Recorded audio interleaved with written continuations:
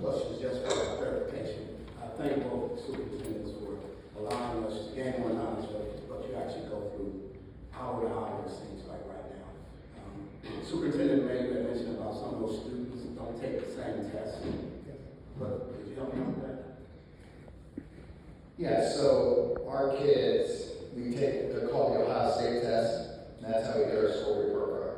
So, the kids that attend the non-public, they pick what tests they want to take. They don't take the same ones we do, that Jeff and I, kids take. So when you talk about comparisons, you're not comparing the same tests. So I believe that's unfair.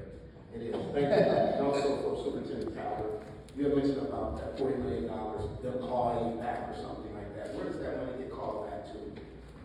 That's a really good question. We asked that question.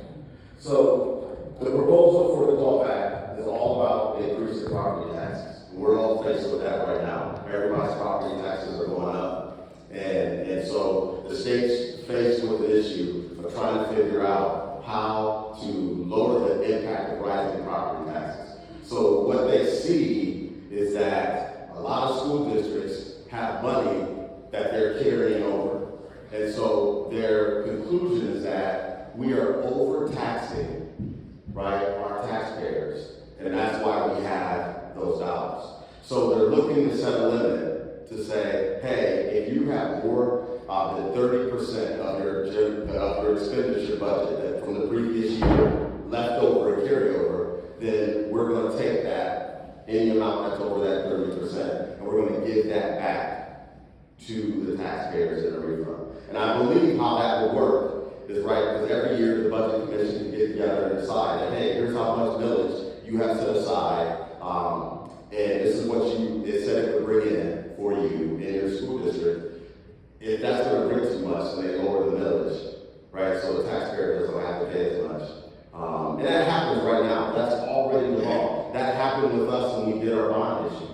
When we did our bond issue for the buildings, I was out to the community, going to meetings, telling that, hey, there will be no new taxes for this building. If we're going to do this, we're going to capture the bond issue that we did to build our new buildings 20 plus years ago. That's going to fall off. We're going to ask you to approve that at the same rate, and it's not going to increase your taxes. And I left the meeting, the treasurer called me the next day and said, you just told those folks a lie. Because I met with the bond commission, and we decided that we were going to bring in more money than we needed, so we lowered the millage rate on that bond issue. So when you bring it back to where it was, you're actually going to increase taxes. So this happens now. Doing it this way and clawing back hurts us. We knew that we needed that money. We know that here's what happens with state funding. They fund us for 2 years, maybe even 4 years, really well. Then you're like, you know what? Those schools aren't doing well enough. We're going to spend money on other priorities, and they don't fund us. I've watched this happen in my 20 plus years in administration. And so we build it in that, hey, when things are going good, stack away some money, because we're one biennium budget away from not having funding or being flat funded. And so we stopped it away, and we've all done a really good job. And now it's sitting there that you're going to take $12 million of that. At the same time, you're going to hold us flat. At the same time, our energy prices are going to go up 25%. At the same time, we're looking at a trade war that no one knows what's going to do to prices. Those are the things that will definitely impact what we're able to do. It will impact what we're able to get accomplished as a community. And the last thing I really didn't get to talk about was that there is one proposal that the governor has in his budget that will have us offer buildings that are less than 60% capacity for sale, not at market rate, but at use rate, to charter schools inside and outside of our community. So I just want you to hear that any building in the Kansas City School District that is not at 60% capacity, if this passes in the budget, we would have to offer for sale to charter schools that are running in our district and outside of our district, not at market value, but at use value.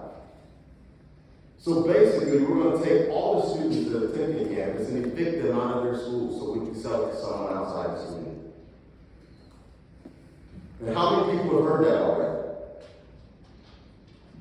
Right? So look at all the people in the room. And stuck in a budget bill, and all of our local control will be taken away. Now, again, if you can hear the passion in my voice, it angers me. Because it's not right. And when you look at where this is going to happen, all the kids look the same. They're poor. Right? They're from communities that have less. And people don't know it. And so I'm here fighting for the city of Canton, kids in the city of Canton, but I'm also here fighting for the kids in the city of Plain, because bills like that will affect them too. And our kids go back and forth. So it is vital that we all pay attention to what's happening. It is vital that we ask for people to be transparent. You have something like this and you want to pass it because you think it's for the greater good in Ohio, then darn it, make it so it's debatable. Don't stick it in a budget bill and hide it and pass it and when no one can check you on it for months after a 1,000-page bill is passed.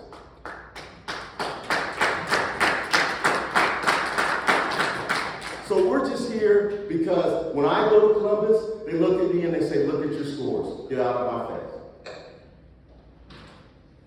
When I go to Columbus and tell them the city of Canton the kids are doing good things, they laugh and they won't talk to us.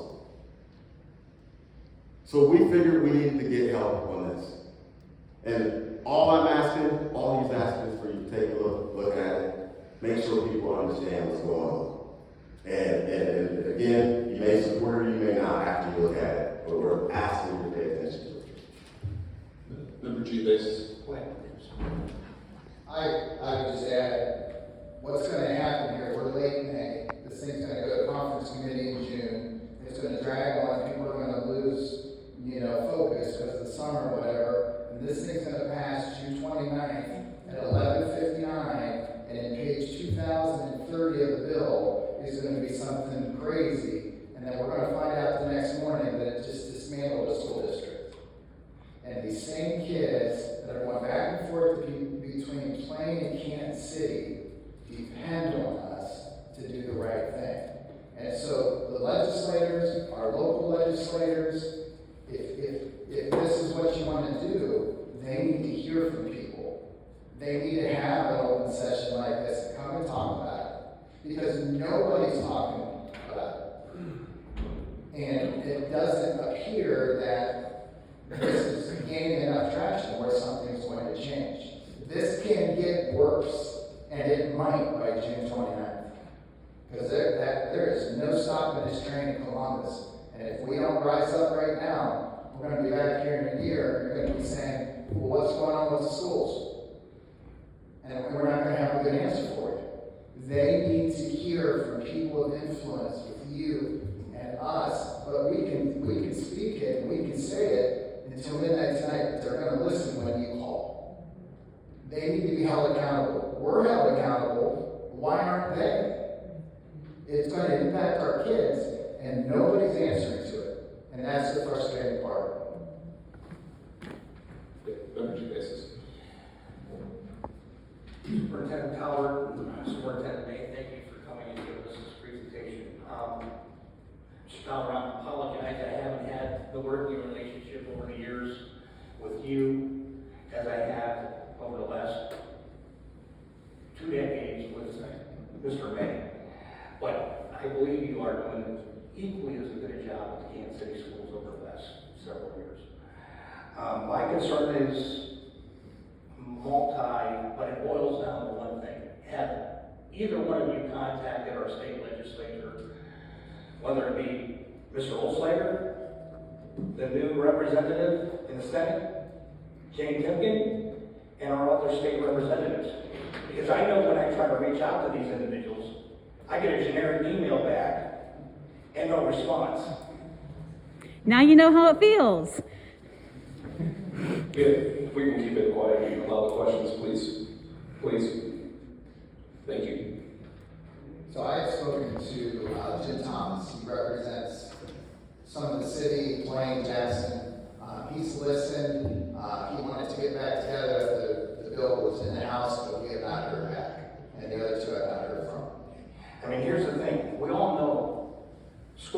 been ruled unconstitutional in the state of Ohio multiple times in the last 30 years.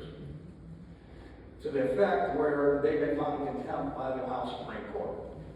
There's no accountability, just the way there's no accountability for what's happening in Washington, D.C. right now. The ultimate goal, this has been going on for 30 years, is to defund public schools and to privatize them. That's their end goal in this, and they're little by little chipping away at this. Other than us reaching out to our state representatives, if we can't get a response from them any more than you can as the administrations of these schools, other than the fact that people keep sending the same individuals back to Columbus and expect a different result than what they're getting, which is rising property taxes and everything to fund our education system. And we voted out of office like this, it's done a great job. We should all be ashamed of ourselves. We all should be ashamed of ourselves. That we're in this state right now, politically and otherwise in this country, that we're going to allow individuals to defund public education. My conversation with the mayor, I graduated from Canton. I'm proud of public education. I worked with Plain Local for 25 years when I was in Plain Township. Extraordinary school systems. Other than the public waking up and making a change to the people we're sending to Columbus, we're doomed. If I could just comment, tonight I have a couple members of my parent advisory council that are here, that came. If you're asking me for an answer, I think it's gonna have to be every school district in Stark County, with the boards, with the administrators, with the teachers, with the local elected officials that are gonna have to stand up and make enough noise where people listen. That's the only way it's gonna get done. You're correct, because every taxpayer in this county and the state of Ohio is going to be faced with the reality. Raise your property taxes or cut education. And that's coming right out of Washington, D.C. Any other questions? Thank you guys for coming down. I just want to say, I remember the Senate Bill 5 fight, and how when there is a outpouring of opposition, how these things can be stopped or reversed. And what you're doing is incredibly important, bringing this education, bringing this information to elected officials, to the public, because people do need to know about it. And it is complicated, but it is such a critical thing, and everybody wants kids to have a shot. And if you are regularly cutting public school funding, you make that increasingly more difficult. So anything that we can do to help in sharing this information and making sure that people understand the assault that our kids' education is under is, we'd be more than happy to do that. And I think that there is hope that these things can be stopped because it's happened before. And it's happened from doing exactly what you guys are doing. So thank you so much for coming in and sharing this, and anything we can do to help, we are here for you. And Brent and Jeff, I want to thank you for coming down. Jeff, the hour conversation that we had about 3 weeks ago that turned into about 2.5 hours, I think it was very important to have you guys come down and how exactly this is going to impact and affect our kids from our city. And a third of the city goes to Plain Local also. But I really appreciate you guys